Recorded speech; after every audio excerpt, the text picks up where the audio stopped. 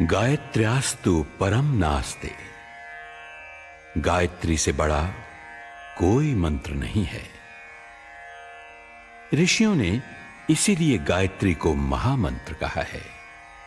गायत्री मंत्र के मनन से धन धान्य संतति समृद्धि बढ़ती है तथा मनोवांछित फल प्राप्त होते हैं।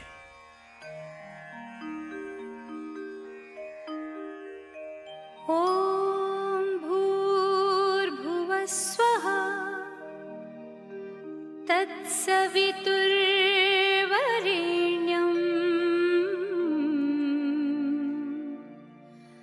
भर्गो देवस्य धीमहि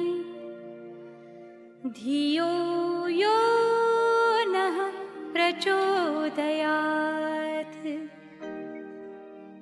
ओम भूर्भुवः स्वः तत्सवितुर्वरेण्यं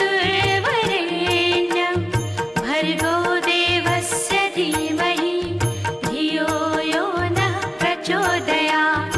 ओम भूर्भुवः स्वः तत्सवितुर्वरेण्यं भर्गो देवस्य धीमहि धियो यो नः प्रचोदयात्।